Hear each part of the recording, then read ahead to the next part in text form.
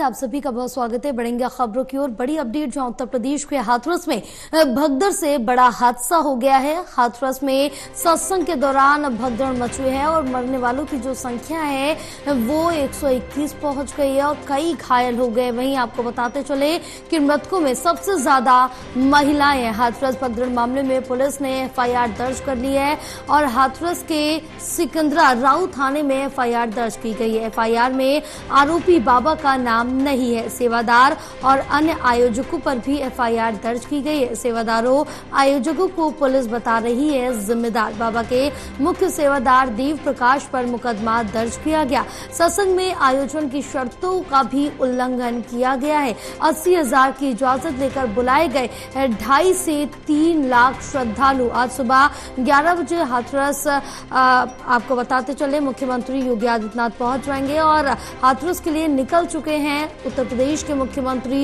योगी आदित्यनाथ। बताते चले कि हाथरस जिला अस्पताल में घायलों से मुलाकात करेंगे। हमारे साथ हमारे सहयोगी आकाश वेकर शर्मा जुड़े हुए हैं और ज्यादा जानकारी लेंगे। आकाश, हाथरस में इतना बड़ा हादसा हो गया है, कई लोगों की जान चली गई है और लगातार जो मौत का आंकड़ा है वो बढ़ता जा रहा, संख्या में बढ़त देखने को मिल रही है। यहाँ पर एक ये दुखद और गंभीर हादसा है, लेकिन अभी भी पुलिस प्रशासन के हाथ खाली है। 17 घंटों से अधिक का जो समय है वो भी बीत चुका है। लगातार मुख्यमंत्री योगी आदित्यनाथ तरीके से कल लखनऊ में केवल सारे कामकाजों को छोड़ करके हाथरस की चीजों को लेकर के ही दिशा निर्देश दिए हैं और उस कार्यक्रम करते हुए जो संख्या आज 121 पहुंच गई है। कल जो आधिकारिक तौर पर पुष्टि की गई थी वो 116 लोगों की थी और सूची भी मृतकों की 116 लोगों की जारी की गई थी, जो संख्या बढ़ करके 121 हो गई है। उत्तर प्रदेश के मुख्य सचिव और डीजीपी को कल ही जो है मुख्यमंत्री ने वहां पर भेज दिया था हाथरस में और बाकायदे वहाँ एफआईआर तक दर्ज कर दी गई है। लेकिन अभी तक उसमें जो बाबा जिनका सत्संग था उनका किसी भी तरीके का कोई नाम उस एफआईआर में नहीं दिया गया है।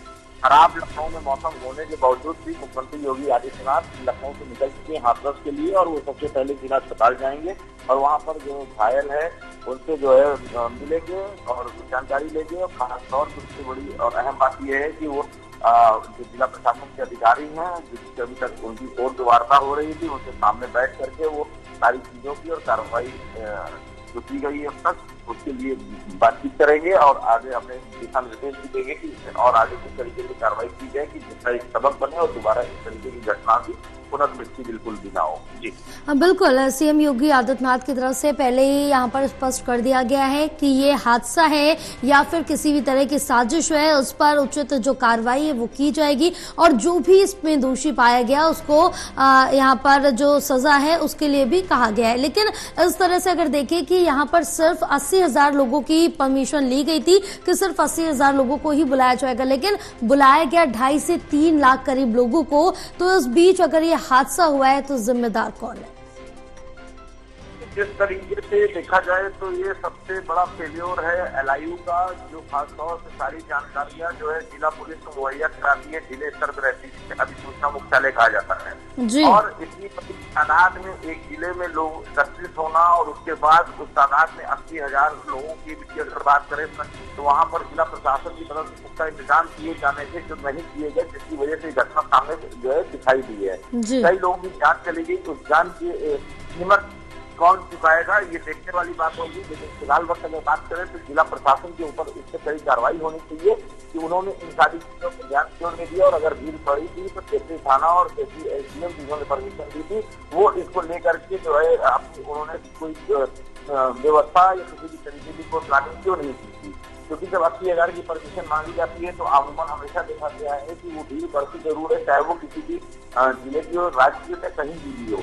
तो ऐसे में जिला प्रशासन को जो जुताई की तरफ से करती गई है उस पर कड़ी कार्रवाई मुख्यमंत्री योगी आदित्यनाथ रिपोर्ट आने के बाद बिल्कुल करेंगे और ये सारी चीजें मुख्यमंत्री उसको गंभीरता से लिए और इसीलिए खुद वो मौके पर पहुंच रहे हैं। जी बिल्कुल, क्योंकि यहाँ पर जिन श्रद्धालुओं की जाने गई हैं उनकी भरपाई कोई नहीं कर सकता, क्योंकि सरकार की तरफ से तो लगातार मुआवजे की बात की जा रही है और वो मुआवजा ही दे सकते हैं। लेकिन इस तरह के ये पहला हादसा नहीं है, इससे पहले भी कई हादसे हो चुके हैं और इस तरह के जो दरबार है जो ढोंगियों के दरबार चल रहे हैं, तो कई ऐसे दरबार है जो अभी भी चल रहे हैं जिसकी वजह से इतने बड़े हादसे हो जाते हैं और जो लोग हैं वो लगातार अंधविश्वास का शिकार होते जा रहे हैं।